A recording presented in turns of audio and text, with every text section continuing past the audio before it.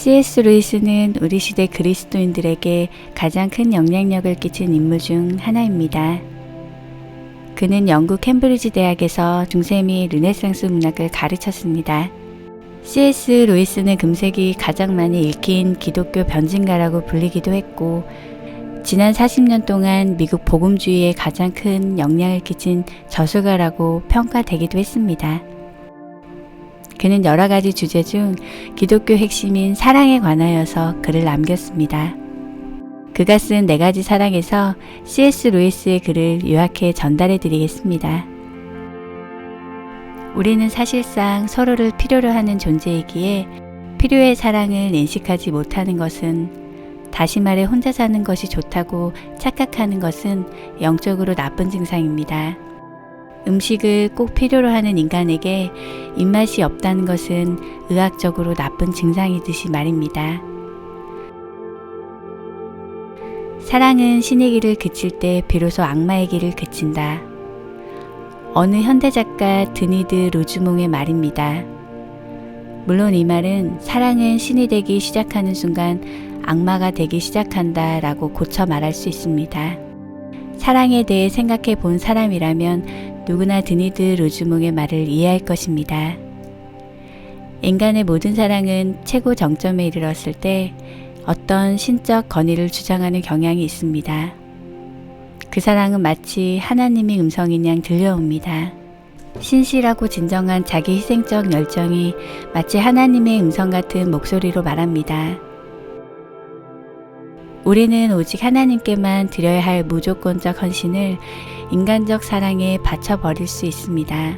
그러면 그 사랑은 신이 될 것입니다. 그리고 그것은 악마가 될 것입니다. 그러면 그것은 우리를 파멸시킬 것이며 그 자신 또한 파멸될 것입니다. 왜냐하면 신의 자리를 허용받는 인간적 사랑은 사랑 그 자체로 남아있을 수 없기 때문입니다. 애정은 상식과 공정한 주고받기와 선량한 태도가 있을 때 비로소 행복을 낳는다는 사실 말입니다. 즉 애정에는 애정 이상의 무언가가 더 필요합니다. 단순히 감정만으로는 충분하지 않습니다. 상식 즉 이성이 필요합니다. 또 서로 공정하게 주고받을 줄 알아야 합니다. 다시 말해 애정이 시들해질 때는 다시 자극해주고, 애정이 사랑의 기술을 망각하거나 무시하려 할 때는 제어해줄 정의가 필요합니다. 또 선량한 태도도 필요합니다. 다시 말해 우리에게는 인내나 자기 부인이나 겸손과 같은 선이 있어야 하며, 우리의 애정은 애정보다 훨씬 높은 차원의 사랑으로부터 지속적인 간섭을 받아야 합니다. 이것이 바로 제가 말하려는 요지입니다. 만일 우리가 애정으로만 살려고 하면 우리의 애정은 그만 썩어버리고 말 것입니다. 제가 말하는 에로스란 소위 사랑에 빠진 상태를 의미합니다. 연인들이 빠져드는 그런 종류의 사랑 말입니다. 위험의 씨앗이 숨어있는 곳은 다름 아닌 에로스의 그 승고성입니다. 에로스는 마치 신처럼 말합니다. 완전히 헌신하고 행복을 깡그리 무시하고 이기심을 초월하는 것이 마치 영원한 세계로 오는 메시지처럼 들립니다.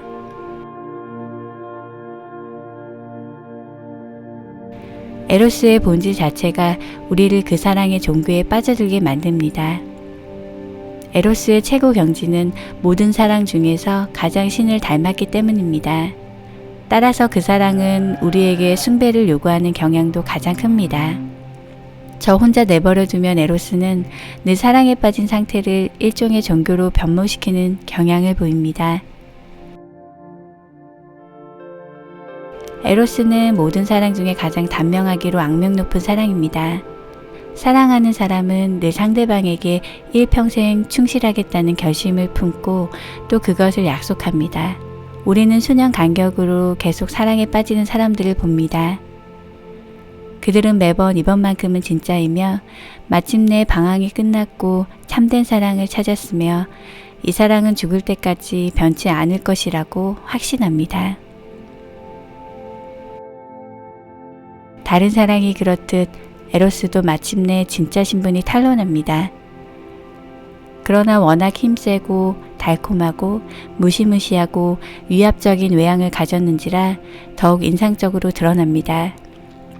실상 그는 혼자 힘으로는 계속 에로스로 남을 수 없는 존재입니다.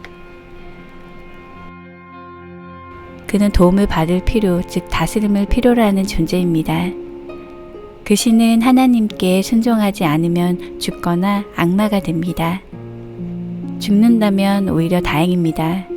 그러나 죽지 않고 계속 살아 있을 수 있습니다. 사랑한다는 것은 상처받을 수 있는 위험에 자신을 노출시키는 행위입니다. 무엇이든 사랑해 보십시오. 여러분의 마음은 분명 아픔을 느낄 것이며 어쩌면 부서져 버릴 수도 있습니다.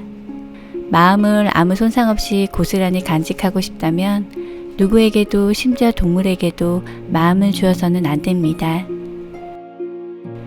그것을 취미와 작은 사치로 조심스럽게 감싸두십시오. 또 모든 얽히는 관계를 피하십시오. 마음을 당신의 이기심이라는 작은 상자 안에 넣어 안전하게 잠가두십시오. 그러면 그 작은 상자 안에는 그것은 변하고 말 것입니다. 부서지지는 않을 것입니다. 깨뜨릴 수도 없고 뚫고 들어갈 수도 없을 것입니다. 그러나 구원받을 수 없는 상태가 되고 말 것입니다. 우리 안에 있는 하나님의 선물 사랑은 본질적으로 전혀 사랑스럽지 못한 것도 사랑하도록 만듭니다.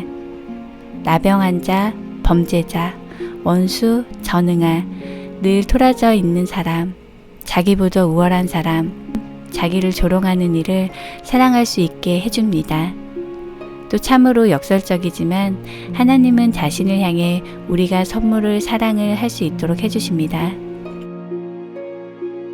하나님의 은혜는 자신의 궁핍을 결코 완전히는 인정하지 못하는 이러한 혼란스럽고 몽매한 필요를 완전히 어린아이같이 즐겁게 받아들이는 자세, 자신이 전적으로 의존적인 존재임을 기뻐하는 자세로 바꾸어 놓습니다.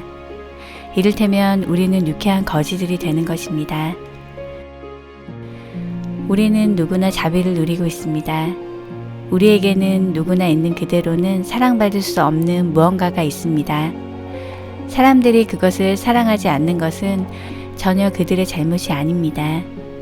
있는 그대로는 오직 사랑스러운 것만이 사랑받을 수 있을 따름입니다. 사랑스럽지 못하는 것을 사랑해달라는 말은 썩은 빵이나 드릴의 소음을 좋아하라는 것과 같습니다. 우리의 사랑스럽지 못한 모습에도 불구하고 용서와 동정과 사랑을 받을 수 있는 것은 오직 자비 덕분입니다. 다른 길은 없습니다.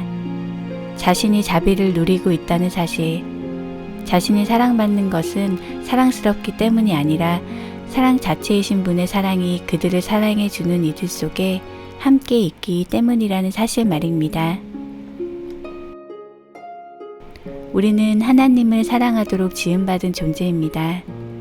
지상에서 우리가 어떤 이들에게 사랑을 느꼈던 것은 다름 아니라 그들에게서 그분을 닮은 어떤 면을 보았기 때문입니다. 그들에게서 그분의 어떤 아름다움이나 사랑이나 지혜나 선을 보았기 때문입니다. 우리는 그들을 너무 많이 사랑하고 있는 것이 아니라 우리가 대체 무엇을 사랑하는가를 제대로 이해하지 못하고 있는 것입니다. 우리는 사랑했던 이들에게서 등을 돌려 어떤 낯선 존재에게 가는 게 아닙니다. 하나님의 얼굴을 뵙는 날 결코 그 얼굴이 낯설지 않을 것입니다. 왜냐하면 그분은 우리가 지상에서 만났던 모든 순수한 사랑의 경험 속에 이미 함께 계셨고 그 경험을 만들어내고 뒷받침해 주셨으며 그 속에서 매 순간 움직이셨기 때문입니다.